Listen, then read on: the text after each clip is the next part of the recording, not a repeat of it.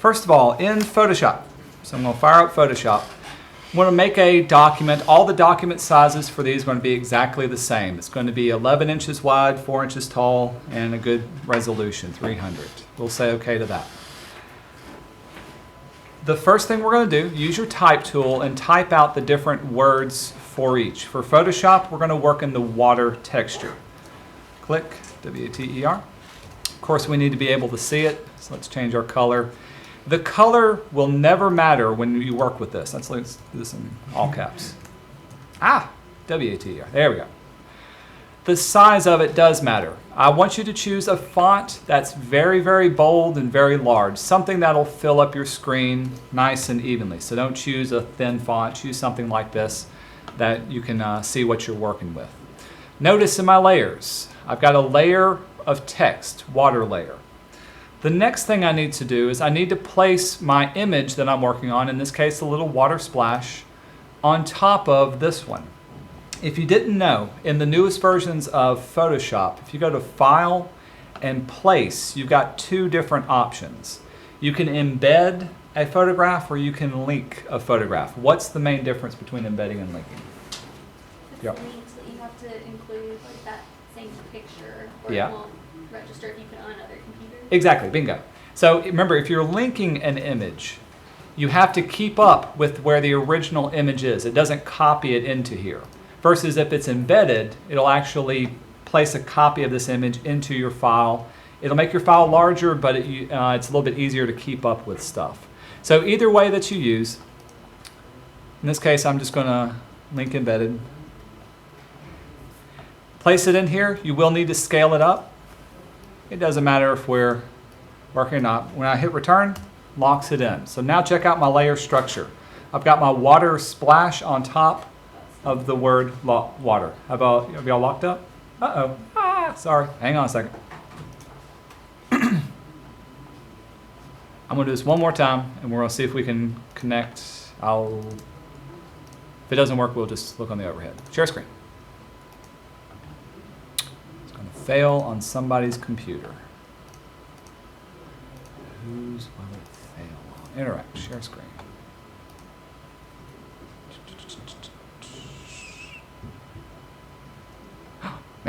Mary's computer. Are you number 17, Mary? She's 10. Number 10? I'm 17. Oh. Yours isn't even showing up. There you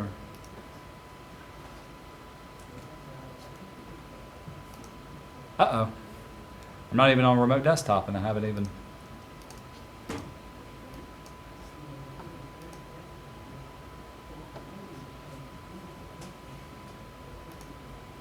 Okay, y'all look on the overhead. Get to where you can see the overhead.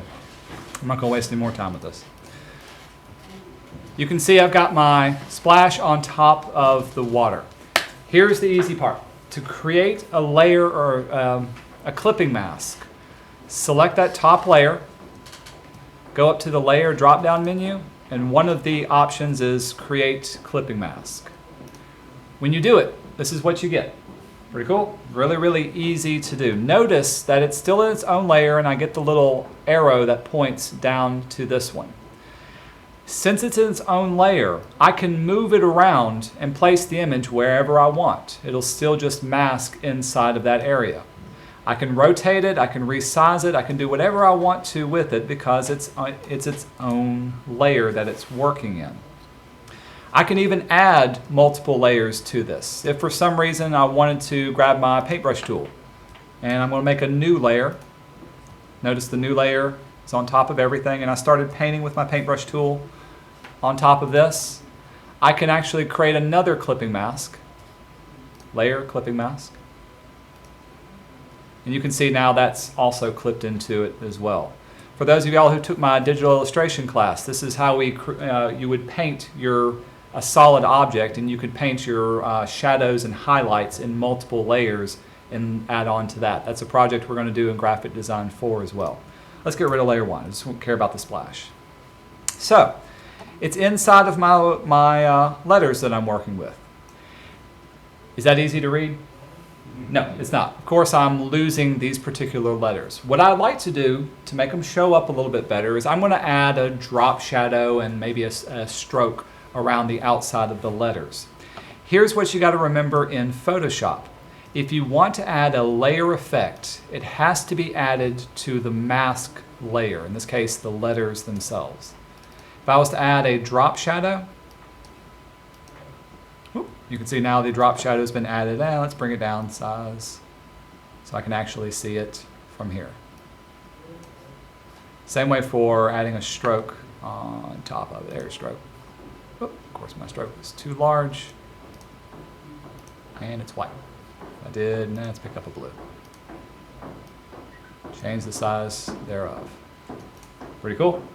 If I tried to add this effect to my water splash, it wouldn't show up because it would be inside of the little masked area that I created. Here's the best part about using layer masking in Photoshop. I can change up the letters. It's layer dependent. So if somebody wants to come along and change up the word itself, I can highlight the word and I can change it to whatever I want and it will still continue to mask on top of this. Pretty cool. Water. Then, whatever that you type into it. Because all it's doing is it's looking at what's on this particular layer. In the other versions, using Illustrator and Illustrator and InDesign, you won't be able to change your letters. So keep that in mind. If you need to change up your words or make edits, make sure you know exactly what software you're working in. So for this one, this is really all we need to do. I'm going to say this is a JPEG. This is one thing that you'll upload. Here's the second one, working in Illustrator. Y'all can flip over on the back of your instructions that I gave you. Make sure I tell you correctly. Illustrator, same size document. It's going to be 11 by 4. Choose your type tool. This time we're going to type out fire. Let's get us a big, bold font. Let's do bolder. That's good enough. Size it up, scale it up. Okay. In this case, so we just typed out a line of type. What we need to do is we need to convert this to outlines so that we see the individual vectors. And if you don't remember how to do that, with it selected, you can go to your go to type and choose create outlines. Now I can actually see my individual vector points to work with. There we are, individual vector points. We're not done yet. Remember, what happens whenever you create outlines for your objects? Separates the text. It separates the text, breaks them apart, so that this is where I can't edit my text anymore, add letters to it. Why are they all moving together? They're grouped together. I need to be able to ungroup them first. So I'm going to ungroup it, object, ungroup. Now I can move individual letters. Not done yet, not done yet. Here's the fun part.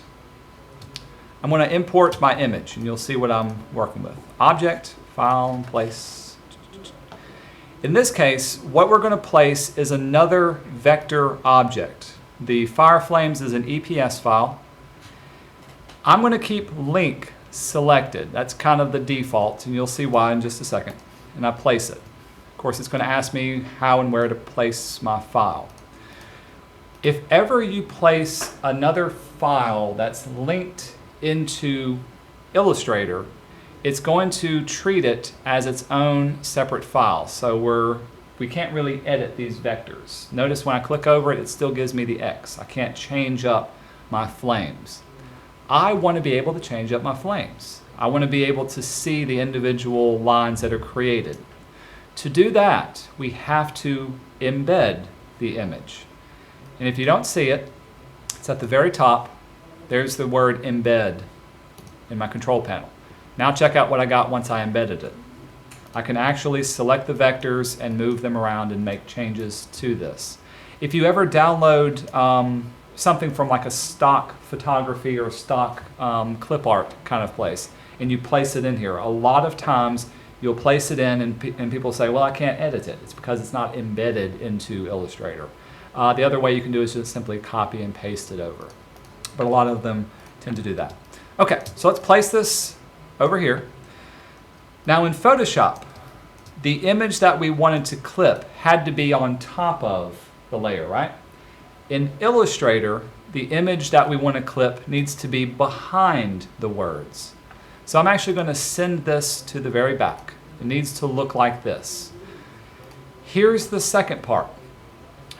Remember, I've got individual letters that I'm working with.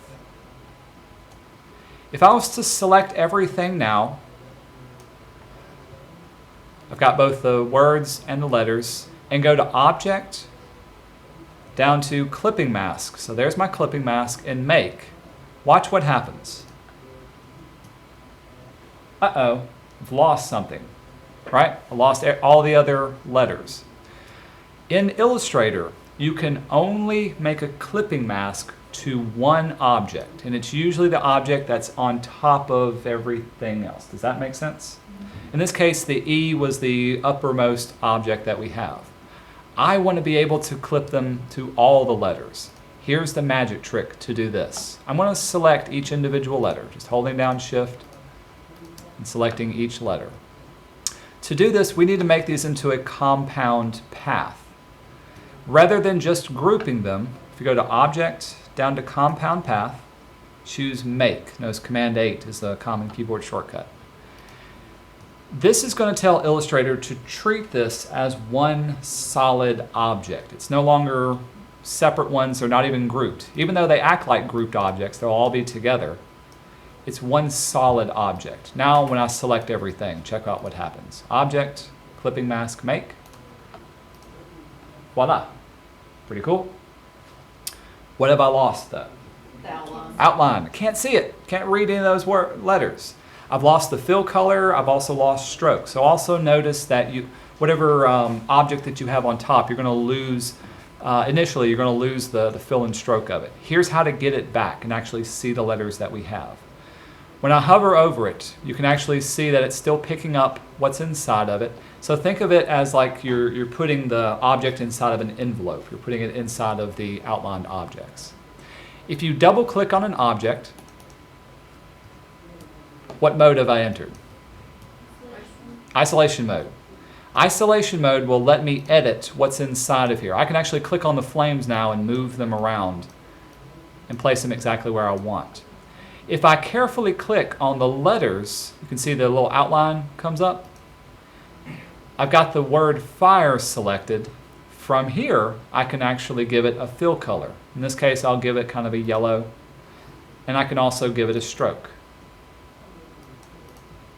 It's a horrible way to go, but we did it.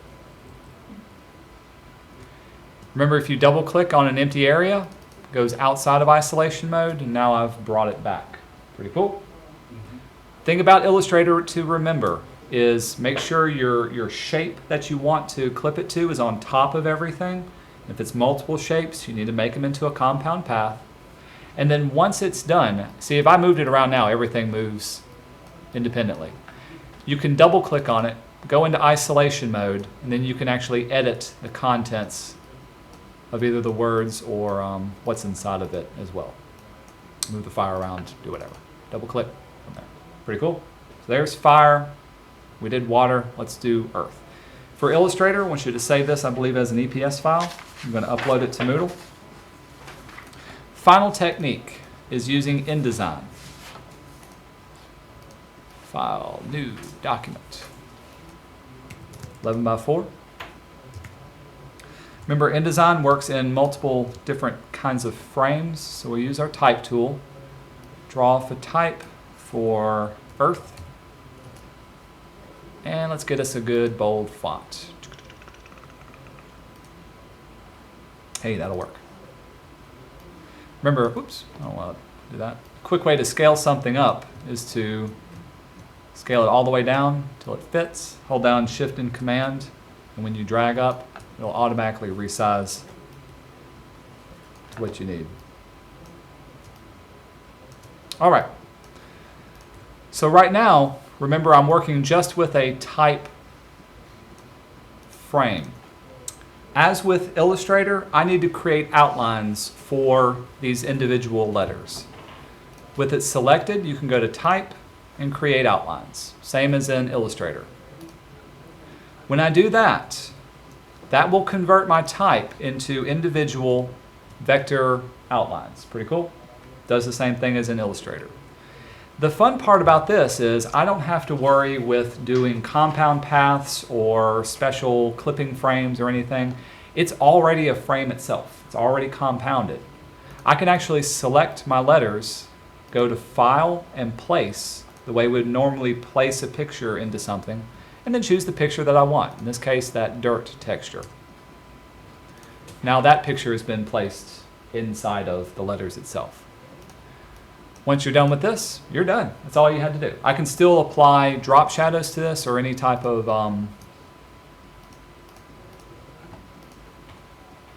layer affecting or object affecting that I wanted to. And it works really, really well. Sorry, I'm getting distracted. Okay, so there's the word Earth. When you are finished, here's how to save it as a smallest size PDF to make sure everybody understands. We've done this before, just to kind of go over it. Under File, don't go to Save As. You can't make a PDF under Save As. I swear if I have to do it one more time. Okay. Go to Export or Adobe PDF Presets. I love the presets because these will quickly set up what I want.